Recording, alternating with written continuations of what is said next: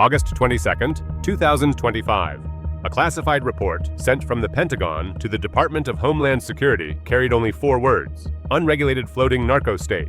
At 2 in the morning, more than 170 nautical miles off the coast of Panama, military radar detected a metal silhouette more than 320 feet long. It transmitted no AIS signal, carried no flag, and ignored every radio call. In international records, it did not exist, yet on radar, it appeared far too often to be accidental. People in smuggling circles called it a name meant more as a warning than an alias: Santa Muerte. From the outside, it resembled a decaying cargo ship with faded paint and containers stacked in uneven rows. But according to analytical files from the ONI, the hull had been reinforced with more than 320 tons of steel, hiding 6 chemical labs, 8 industrial reactors, and cold storage large enough to hold nearly 90 tons of heroin, cocaine, and methamphetamine in a single trip. Over 15 months, more than $12 billion in illegal narcotics were processed, packaged, and moved from this vessel, passing through shipping lanes without a single inspection. The most alarming part was not its structure, but the people kept inside. According to testimony from 3 survivors who washed ashore in Ecuador, about 300 individuals were forced to work on the ship, including fishermen from Florida, technicians from Texas, and migrant laborers from Guatemala and Honduras. Their passports were taken the moment they boarded. They worked 16 hours a day, around hazardous chemical fumes, received no pay, and never knew how long they would remain alive. In federal records, they were not listed as crew or victims. They were labeled under a colder term: unregistered human assets. So why did no one board the vessel? Because Santa Muerte exploited the largest loophole in UNCLOS. A ship with no flag, no national registration, and no governing authority falls into a legal gray zone where no nation wants to be the first to board if civilian risk is too high. Santa Muerte understood that. During 3 encounters with American reconnaissance aircraft, the crew performed the same maneuver. They brought all civilians onto the deck, lining them along the railings under bright floodlights. Thermal cameras captured each face clearly. The message to any observing nation was simple: if you fire, you will fire through them. 3 confrontations, 3 withdrawals by the United States. Coast Guard reports ended with the same line: use of force denied. Civilian risk exceeds threshold. One officer added a handwritten note: if we keep stepping back in front of a human shield, sooner or later there will be a second Santa Muerte, and next time it may anchor off New York. When intelligence from 4 agencies was combined, the full picture appeared. If the ship operated for 1 more year, the Panama to Mexico to California route could receive 10 to 14 tons of cocaine each month. The ports of Savannah, Norfolk, and Newark could face a doubling of fentanyl slipping through containers. And for heroin alone, analysts estimated at least 1,000 pounds each month could enter the United States with no checkpoints. The CDC warned that only 100 pounds of unregulated fentanyl could trigger more than 40,000 overdose cases each year. Santa Muerte was not just a vessel. It was a threat to public health, maritime security, and national stability. Only after the data became conclusive did the name behind the ship enter federal files: Gonzalo El Azabache Morales, a Venezuelan cartel leader tied to more than 2,400 cases across 3 continents. Prosecutors linked him to kidnappings, organ trafficking, violent executions used for intimidation, and at least 4 semi-coastal networks across South America. But Santa Muerte was the project that pushed him beyond the scale of a standard cartel. It allowed him to do what criminal groups from Colombia to Honduras had long attempted.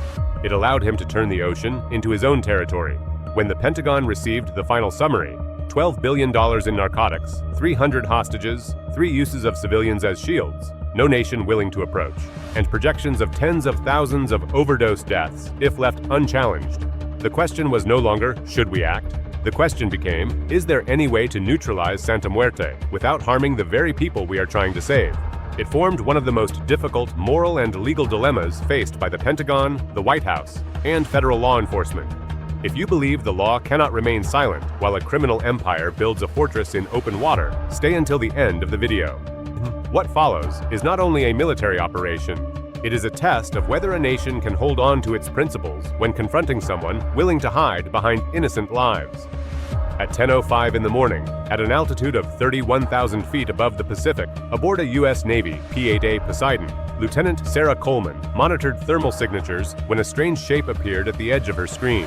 It was a bright band, more than 320 feet long, emitting uneven heat, the signature pattern of active chemical reactors. Within 3 seconds, the infrared system flagged it as neither a cargo ship nor a fishing vessel, and not consistent with any registered commercial design. The signature matched the reports of a target the Pentagon had pursued for 15 months. Santa Muerte. Coleman said nothing. She placed her hand on the data relay switch and held it. The image streamed directly to Task Force Trident, the Joint Navy and JSOC hub in San Diego. Within 11 minutes, analysts compared 27 thermal indicators, including surface fluctuation, reactor heat points, moisture vents, and airflow shifts along the stern. The result appeared as a single number that silenced the room: 96.9% match. It was enough to confirm the vessel was not a similar target. It was the vessel. Santa Muerte had resurfaced after nearly half a year completely absent from every military system. The alert moved quickly to Washington. At 2 a.m. Eastern Time, President Donald J. Trump was woken and taken to the security briefing room. For months, he had been updated on Santa Muerte, on failed interceptions, on the use of civilians as shields, and on the growing movement of narcotics along offshore routes. When aides presented the new location, he did not ask about cargo or sources. He said one sentence: "We are no longer talking about drugs. We are talking about slavery at sea." Then he gave the order: "Take the ship, tonight." The directive was signed within minutes. The operation was named Operation Iron Tide. The area of action was international waters, more than 150 nautical miles off Panama. The objective was to disable the operational capability of Santa Muerte, rescue all individuals held against their will, and capture Morales alive if possible, since he held intelligence on offshore networks near Venezuela and Colombia. The mandatory condition was 0 civilian casualties. It was an almost impossible requirement, given a vessel filled with hazardous chemicals, armed guards, and civilians used as shields. The plan was assembled within 40 minutes. The Pentagon mobilized 3 layers of forces: 42 stealth UAVs, designed to carry microcharges strong enough to disable guards without breaching the hull; 24 Hammerhead X underwater drones, built to sever radar, radio, and GPS systems without making contact; and 12 Virginia-class attack submarines, carrying a total of 480 Navy SEALs, along with several Delta Force teams assigned to a single objective: locate Morales. All units were ordered to move along an arcing route to avoid detection by commercial satellites. No alarms, no radio push-ups. The only movement order was a repeating string of encoded characters: converge, silent, confirm. While the submarines moved below 200 meters, the Poseidon above continued tracking the Santa Muerte signal. The ship was nearly stationary, drifting with the current as if waiting for a cargo exchange or a scheduled transit. But in the infrared lens, one detail caused analysts to stiffen. The internal heat signatures had not decreased. The reactors were still running, which meant people were working below. It meant 300 individuals were still trapped inside. And it meant any delay of a few hours could turn the reinforced ship into a drifting chemical bomb if anything went wrong during the assault.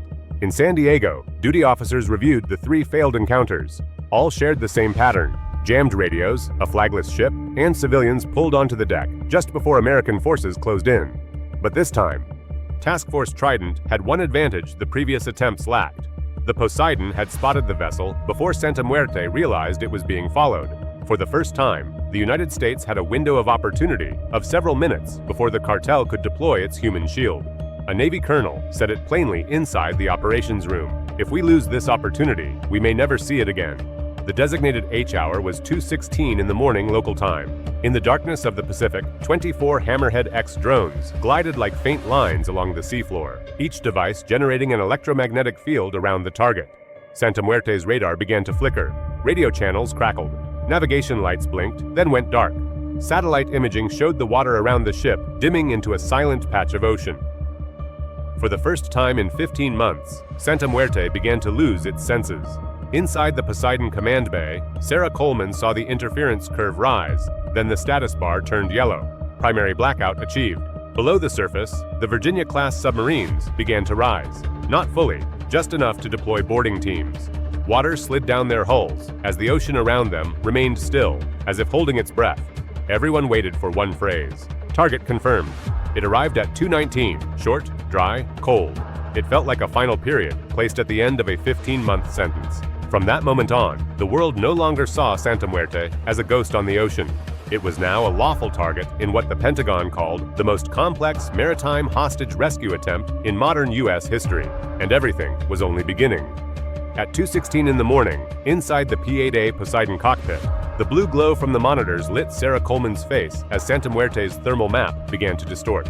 The hot zones fluctuated, showing the ship's systems being disrupted layer by layer. The Hammerhead X field had reached 80% coverage, and within minutes, the vessel would be blind, mute, and isolated in open water. At a depth of 180 meters, 3 Virginia-class submarines moved quietly, following a pre-programmed arcing route to avoid commercial satellite paths. Inside the deployment bay, 40 SEALs sat silent with weapons locked, knowing this was not a routine assault. It was a hostage rescue inside a hazardous chemical environment, aboard a ship reinforced against intrusion and capable of catastrophic failure if the cartel triggered the wrong valve. On the deck of Santa Muerte, 3 guards stepped out to check the signal when the navigation lights suddenly went dark. Radar failed. Radios dissolved into static. Even the collision avoidance system stopped responding. The ship drifted like a mute steel block, unaware that 12 submarines were forming an invisible circle beneath it. At 2:19, Coleman received stable interference confirmation and sent the phrase, "The operation had waited 15 months to transmit. Primary blackout achieved." From San Diego, Task Force Trident responded with a short order. Advance, silent. A rib launched from the first submarine. Its electric motor produced almost no sound. At 60 meters from the target, bay. The SEALs switched to paddles. No waves, no heavy breathing, only the soft rhythm of blades slicing water. Above them, 42 UAV Spectre Hawks descended from 9,000 to 4,300 feet, activating their electronic stealth systems, cutting all returns, and locking onto each guard with motion tracking. For a mission where a single mistake could force 300 hostages onto the deck, the UAVs formed the first layer of protection. At 2:22, on the Poseidon thermal screen, Santa Muerte trembled, as if someone aboard was switching to backup systems. But it was too late. The Hammerhead X field was so strong that even the electronic compass shifted more than 20 degrees. The vessel was not only blind, it no longer knew where it was pointing. The first submarine surfaced high enough to open its deployment bay. 40 SEALs slipped into the water and split into 3 groups. They climbed the hull using slim steel hooks, rising along the side of the vessel like shadows drawn upward. At 2:24, the UAVs descended and fired. Not loud explosions, only soft pops, but pinpoint accurate. In 12 seconds, 11 deck guards were neutralized. 1 fired blindly into the dark but was taken down by the 4th UAV before the shot reached the railing. Santa Muerte had lost its first defensive layer without a single hostage appearing on the deck. From below, the first SEAL team reached the port side access door.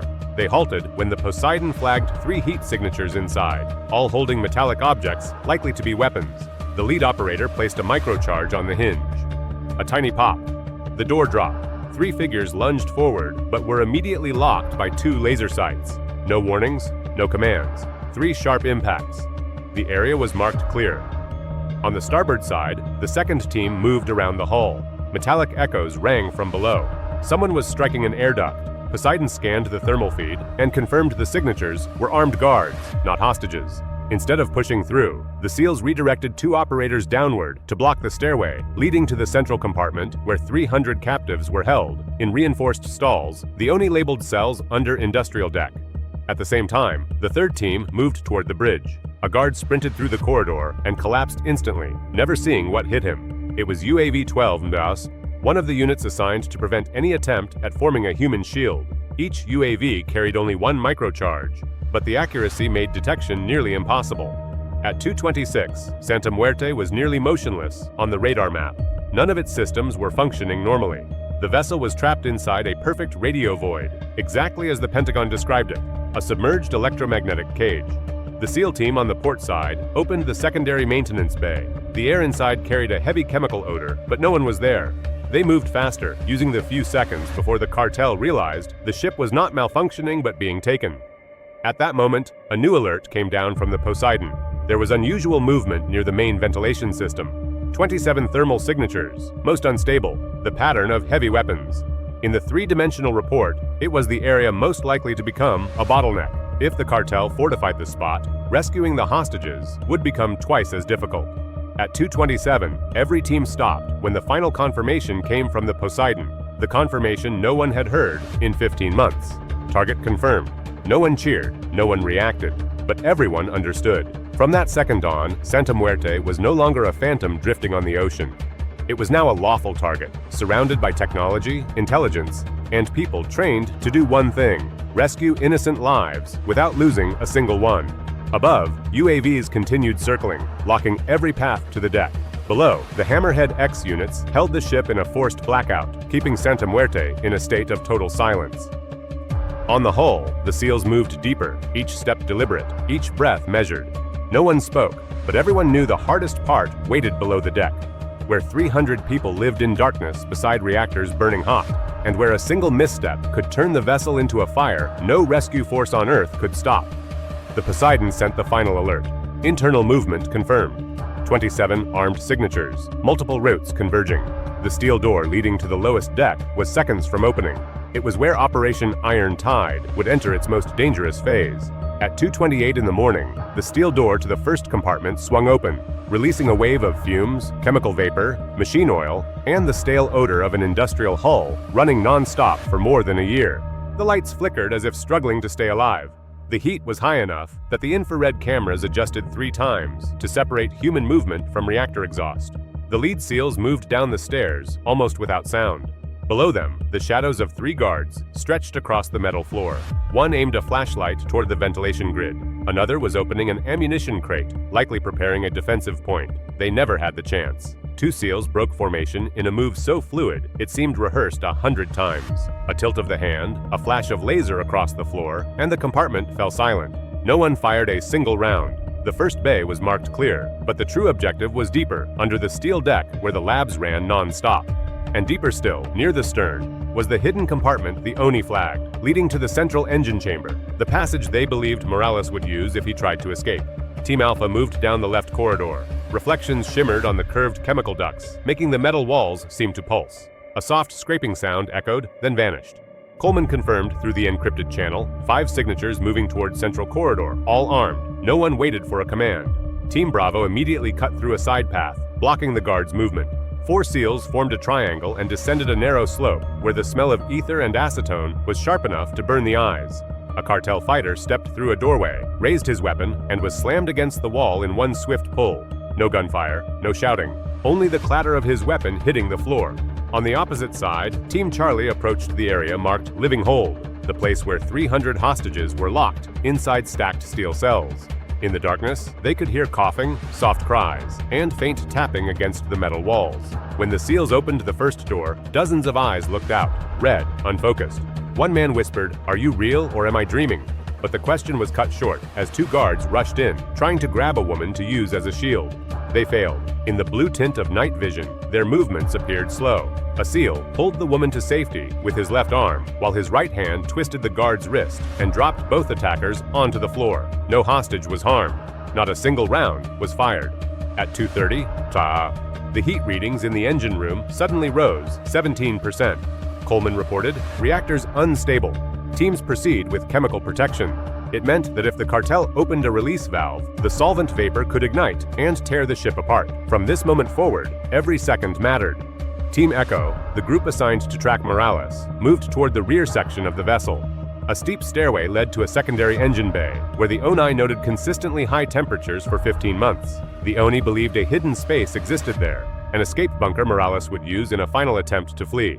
As Echo approached, a loud crash sounded from inside, like someone kicking objects across the floor. A SEAL slid a cable camera through the door gap. The display showed 3 guards wearing thin steel plates and rifles fitted with improvised suppressors. One was signaling to the others, "Guárdalos. Si no podemos escapar, volamos todo. If we cannot escape, we detonate everything." The door was breached in less than 3 seconds. Smoke from the flashbang spread through the confined space. One guard fired wildly toward the light, but missed completely. Echo closed in from both sides, locking the targets at close range. It was over. All 3 were restrained before any of them could trigger an explosive device. But Morales was not there. At 2:31, a new stream of data reached the Poseidon. Coleman adjusted the thermal filter, and a faint signature appeared at the far end of the ship, a section that should have been nothing more than a wastewater compartment. But the signature was moving, fast. Not an engineer, not a hostage. That meant Morales was heading toward a hidden bay the ONI had never seen directly. Echo shifted immediately. On the way to the hidden bay, they passed the room analysts called the Black Box of Santa Muerte, the chamber of reactor number 4. The blue-violet glow of chemical vapors reflected against the ceiling, making everything appear coated in toxic mist.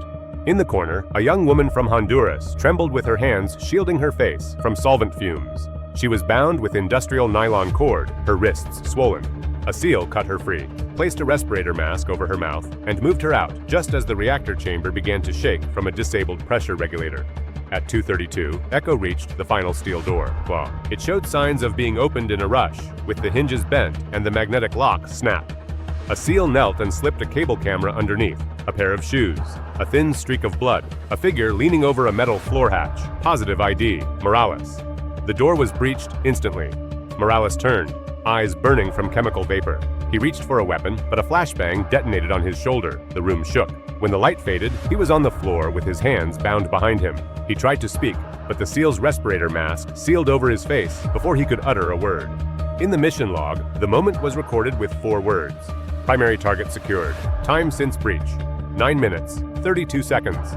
At 2:41, Santa Muerte drifted in silence, like a dead steel monolith. But inside, 300 people were being brought onto the upper deck.